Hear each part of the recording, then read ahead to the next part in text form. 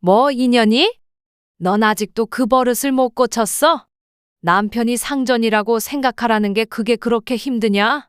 미친 것이 갈수록 지르는 장단에 버르장 머리가 없어지네. 그러니까 처맞지? 야, 뭐라고? 이게 또 엄마 앞이라고 막말하네. 너는 편하게 1억 넘는 벤츠 타고 다니니까 맨날 버스 타고 다니는 내 심정 모르지? 안녕하세요. 요즘 시대는 옛날과는 많이 바뀌어서 시모가 며느리 눈치 보며 산다고 하죠.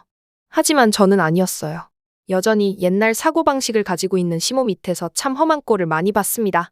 고구마 먹은 것 같은 속이 꽉 막히는 사연이라 저 혼자 알고 있기 아까워서 이렇게 사연으로 적어 공개를 해볼까 합니다.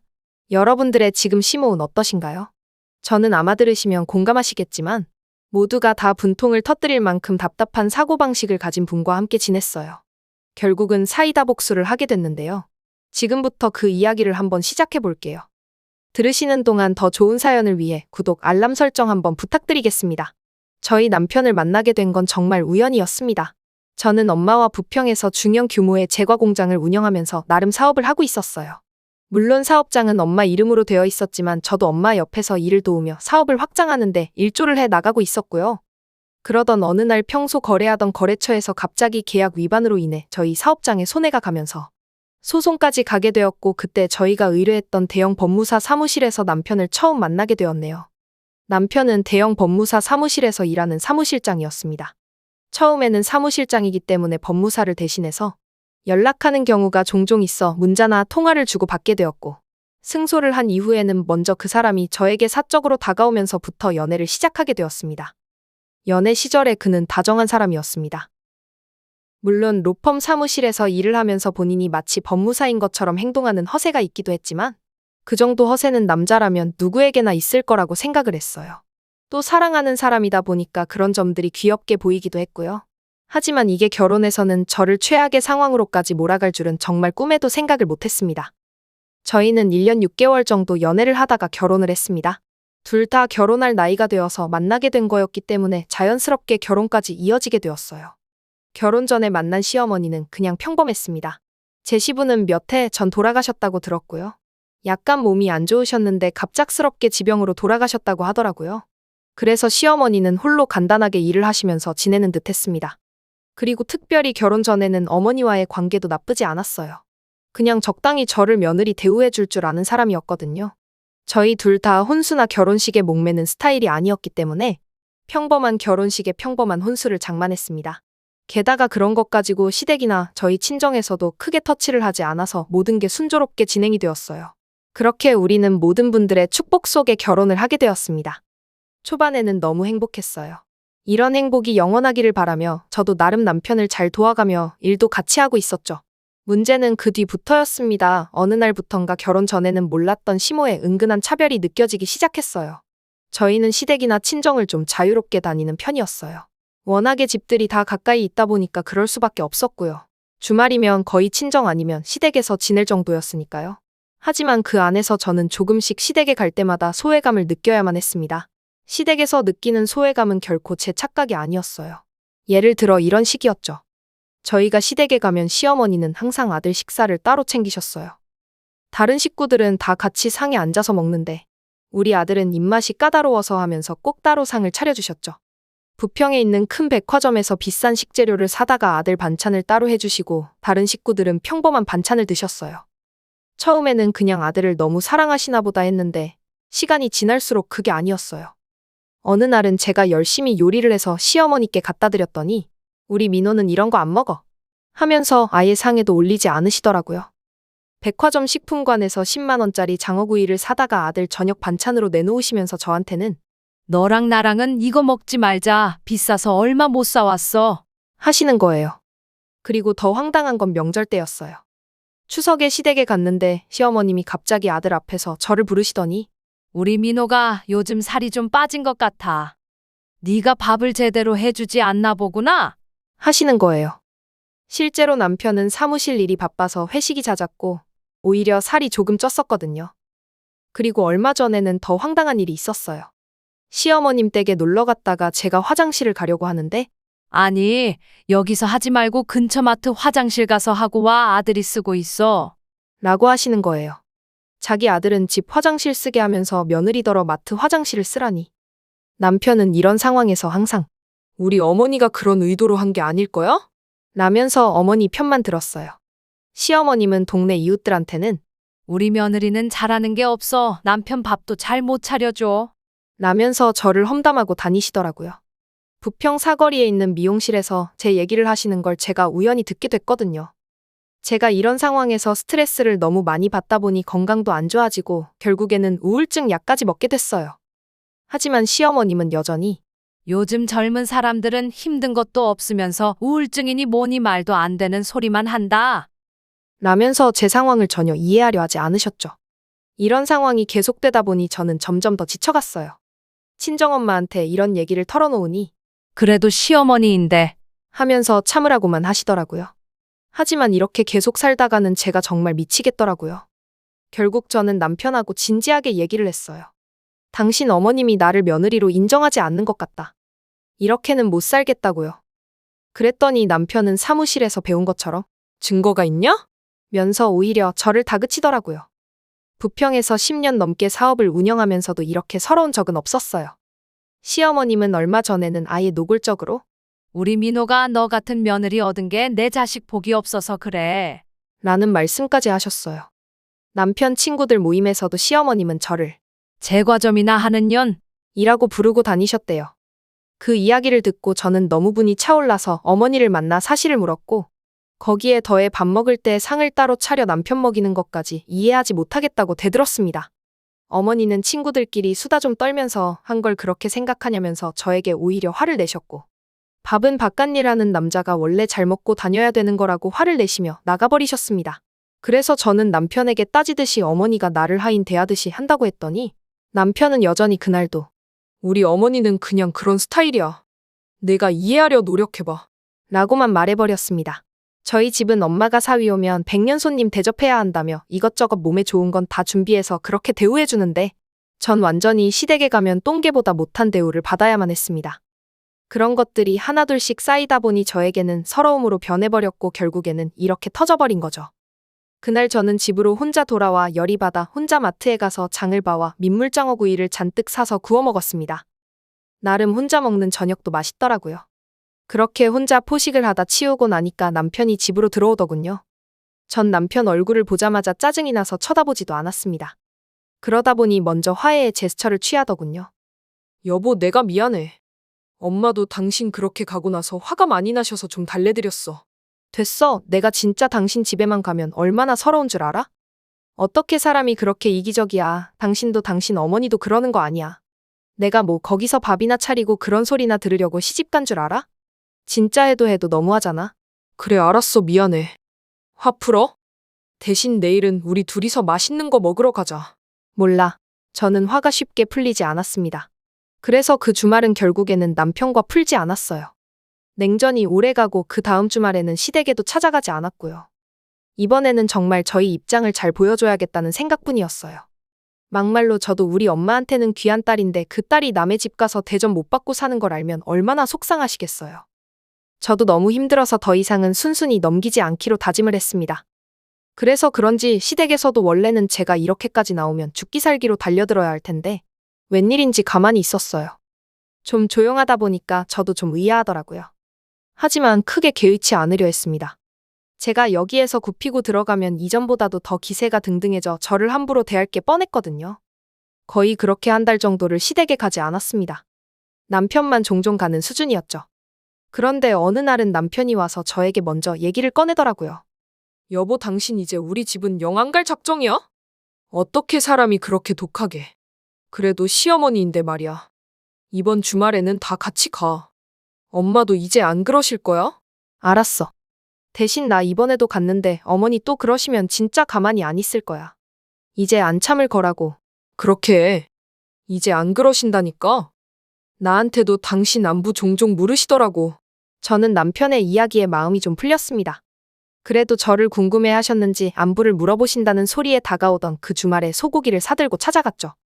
또 혹시나 소고기랑 삼겹살을 같이 사가면 차별하시고 싶을까봐 삼겹살은 아예 쳐다보지도 않고 소고기만 사들고 갔어요. 근데 이게 웬걸요? 시댁에 가자마자 제가 왔는데도 시모의 표정은 너무 냉랭하더라고요. 알고 보니 남편의 말은 그냥 저를 꼬시기 위한 거짓말이었는지 시어머니는 제가 집으로 찾아갔는데도 거들떠 보지도 않았습니다. 아예 인사도 하지 않으셨어요. 저는 너무나도 당황해서 남편에게 물었어요. 당신 어떻게 된 거야? 어머니가 나 찾으셨다면서. 아이 참. 그게? 엄마도 당신도 언제까지 이렇게 살 수는 없는 거잖아. 그래서 그랬어. 솔직히 나도 일주일 내내 회사에서 힘든데 집에 들어가서 당신 눈치 보고? 주말에 엄마한테 와도 엄마 눈치 보고 진짜 힘들어 죽겠어. 그러니까 제발 좀 풀자. 당신이 좀 양보해. 저는 시댁에까지 온 마당에 큰 소리는 낼 수 없어서 화가 머리끝까지 났지만 참았습니다. 그래도 어쨌든 제가 시어머니보다는 아랫사람이니까 먼저 풀기는 해야겠다고 생각했어요. 하지만 저희 시어머니는 저의 예상보다도 훨씬 더 고집이 센 고집불통이었습니다. 어머니, 저번 일로 아직 화나신 거예요? 저도 그때는 정말 속상했어요. 그래서 이번에는 제가 화해하는 의미로 소고기 사왔어요. 좀 같이 드세요. 이번에는 저도 좀 먹고 어머니랑 신랑도 먹을 수 있게 충분히 준비했으니까 같이 드세요. 됐다. 너나 먹어라. 아이 참 어머니 왜 그러세요? 제가 잘못했어요. 얼른 드세요. 저의 계속되는 권유에 어머니도 마지못해서 오셨습니다. 하지만 그걸로 우리 어머니는 저에게 완전히 본때를 보여주실 작정이셨던 것 같아요. 이번에는 어쩐 일인지 어머니가 직접 고기를 구우시겠다고 나서시는 겁니다. 내가 할 거야. 그냥 내가 구울 테니 너희는 앉아서 기다려라. 아니에요, 어머니가 왜요? 제가 구워드릴게요. 이제 얼른 드세요. 아니라니까. 내가 구울 테니까 너희 먹으라고. 너무나도 완강하게 말씀하시는 어머니 말씀에 저는 어쩔 수 없이 자리에 앉았어요. 그리고는 어머니가 구워주시는 고기를 먹었어요. 근데 진짜 이게 어머니가 저에게 하는 참교육이었습니다. 어머니는 완전히 태운 소고기를 제 그릇에 올려주시고 살짝 맛있게 익은 소고기는 남편에게만 주셨어요. 이 모습을 보면서 저는 기가 찼습니다. 어떻게 이렇게까지 고집이 세실까 싶었거든요. 하지만 어머니도 저를 너무 만만하게 보신 거였어요. 저도 어린 나이에 대학도 가지 않고 엄마 공장에서 일하며 쌓아온 사회생활 연륜이 있었기에 마냥 당할 성격이 아니었거든요. 저는 제 접시로 올려주시는 탕 고기를 어머니가 보는 앞에서 남편 접시로 냉큼 옮겨서 담아버렸어요. 그리고는 맛있어 보이는 소고기를 남편의 접시에서 뺏어와 제가 먹어버렸습니다. 어머니 맛있네요. 소고기가 정말 맛있어요. 어쩜 어머니 아들 주신다고 그렇게 정성스럽게 구우시더니 이렇게 맛있는 거였네요. 저도 한번 먹어보고 싶어서요. 소고기가 무슨 맛인지. 제 고기도 맛있을 거예요. 어머니가 아무렴 며느리 주려고 구우신 건데 맛이 없을까요? 이 사람도 한번 맛보라고 줬어요. 저의 당돌한 말에 어머니는 분하신지 얼굴이 벌그락불그락해지기 시작했어요. 그리고는 저에게 한 소리를 크게 내기 시작하셨고요. 너 지금 뭐 하는 짓이야?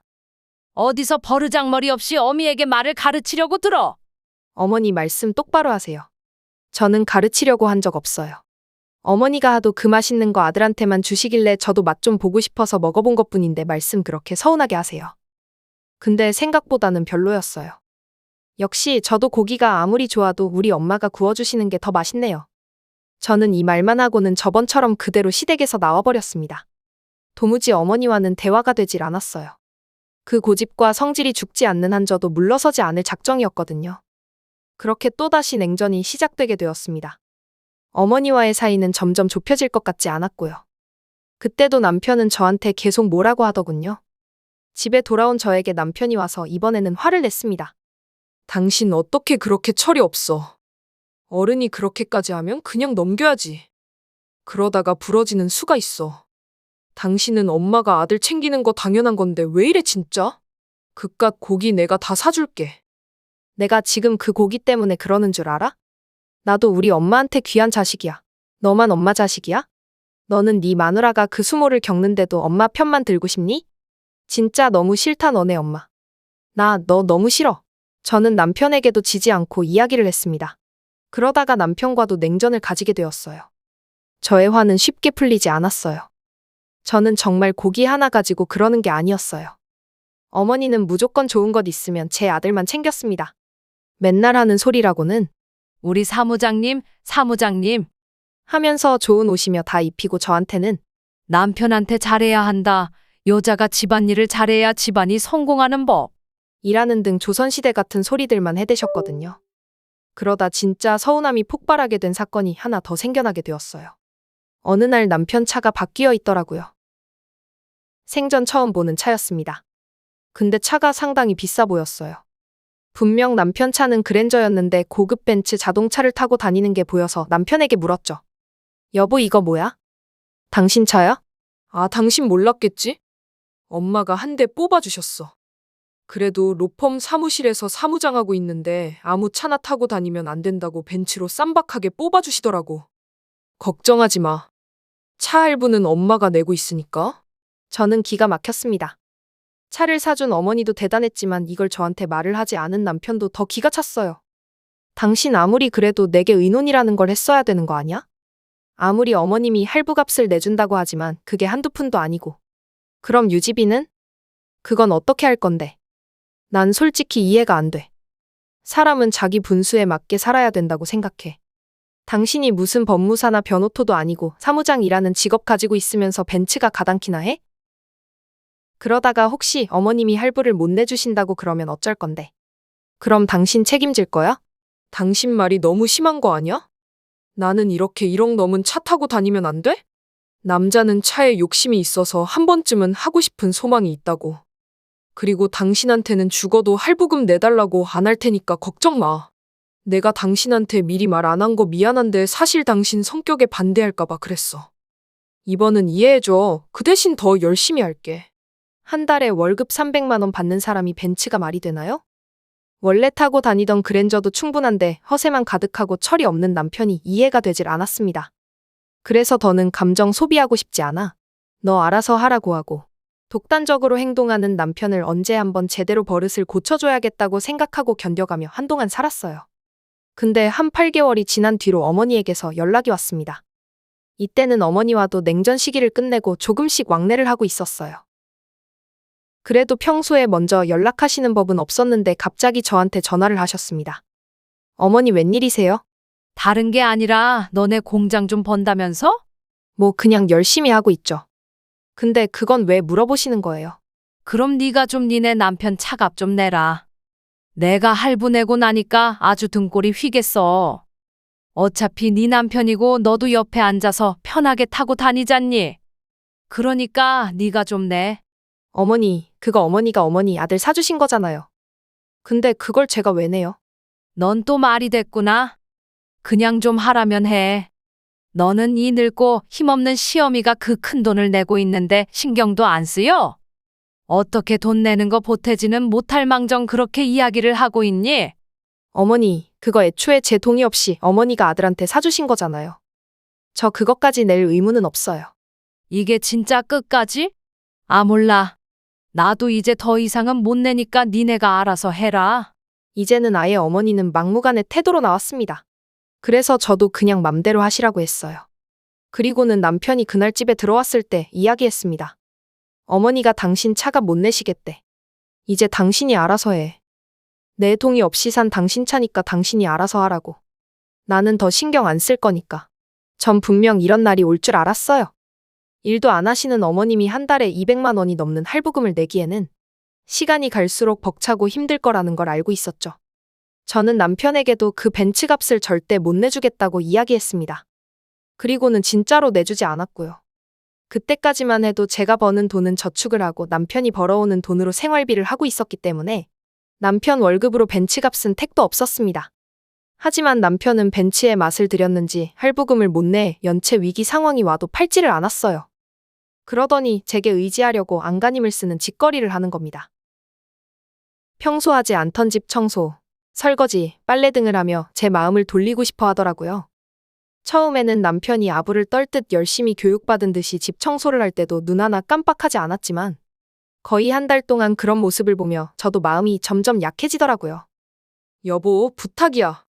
이번 주까지 안 내면 나 연체돼서 신용등급이 떨어질 수 있대. 뭐 어쩌라고. 이 등신 같은 인간아. 아, 짜증나. 저는 마음 같아서는 계속 고집을 꺾고 싶지 않았지만 남편이 그래도 변하려고 하고 막상 남편이 할부금을 못 내면 신용불량자가 될 수도 있다고 생각하니 마음이 약해졌습니다. 못나도 내 남편, 개념 없어도 내 남편인데. 하나밖에 없는 남편을 차 하나 때문에 신용을 박살내고 싶진 않았거든요. 그래서 결국 남편의 할부금을 내주게 되었죠. 어린아이처럼 좋아하는 남편의 모습을 보고 저 사람이랑 어떻게 인생을 살아야 하나 이런 생각도 들었지만 이미 내주기로 마음먹은 것 그 자리에서 송금을 해주었어요. 당신, 이번이 마지막이야. 한 번만 더 나랑 상의 없이 이런 일 저지르면 그땐 정말 가만 안 둬. 무조건 그땐 이혼이니까 무슨 일 할 때는 잘 판단하고 생각해. 알았어. 그렇게 저는 마지막으로 남편에게 경고를 주며 벤츠 일은 마무리 짓기로 했어요. 하지만 문제는 그 뒤였어요. 그 일이 있고 시간이 좀 지나 갑자기 저희 건강상의 문제가 생기기 시작했거든요. 저는 공장에 다니면서 차가 별로 필요하지 않다고 생각해 버스를 타고 다녔었는데 하도 공장에서 서서 일하는 시간이 많다 보니까 허리랑 무릎에 무리가 나가게 되었어요. 그리고 물량이 많을 때는 버스 기다리는 시간도 아깝다는 생각이 들 때도 많았고요. 그래서 대중교통을 이용하는 것보다 차를 하나 가지고 있는 게 낫겠다 싶어서 차를 사보려고 생각을 했습니다. 그리고 그걸 시댁에 놀러가서 이야기를 하게 되었어요. 시댁에 가서 말한 이유는 어머님이 저를 아직도 자기 아들하고 차별하는가 알아보고 싶은 심정도 있었습니다. 어머니, 저도 차를 하나 살까 봐요. 요즘 무릎이랑 허리가 좀 안 좋아져서 병원에 갔더니 무리하지 말라고 하더라고요. 근데 또 출퇴근하고 어디 이동하게 되면 대중교통 타야 하는데 좀 힘들어서 아예 좀 사려고요. 그래? 근데 너네 지금 그 벤츠값 내는 것만으로도 힘들지 않니? 네, 힘든데 몸이 더 힘들 지경이라 2천만 원대 중고차로 하나 사려고요.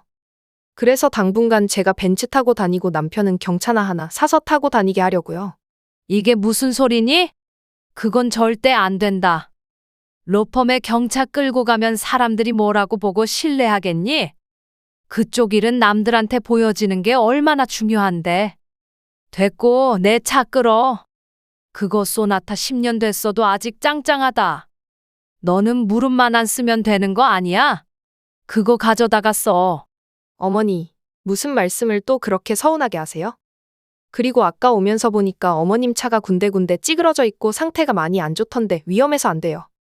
뭐, 차 사는 거 반대하시면 당분간은 제가 몸 상태 좋아질 때까지 남편 차 제가 타고 다니면 되죠 뭐. 그러니까 제가 알아서 할 테니 어머님은 신경 쓰지 마세요.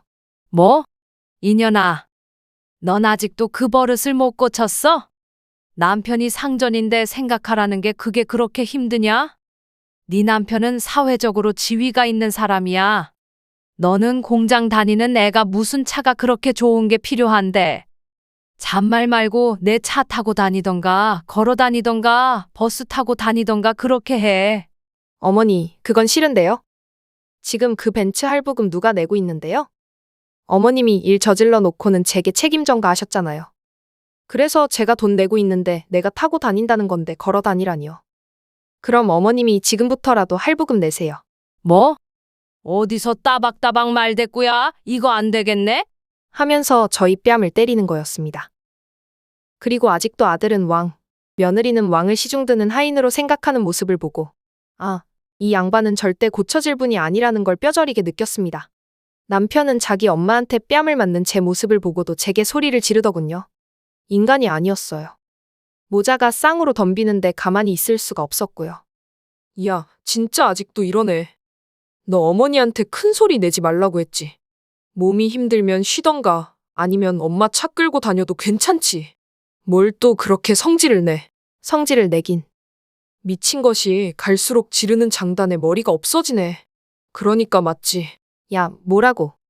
이게 또 엄마 앞이라고 막말하네. 너는 편하게 1억 넘는 벤츠 타고 다니니까 맨날 버스 타고 다니는 내 심정 모르지?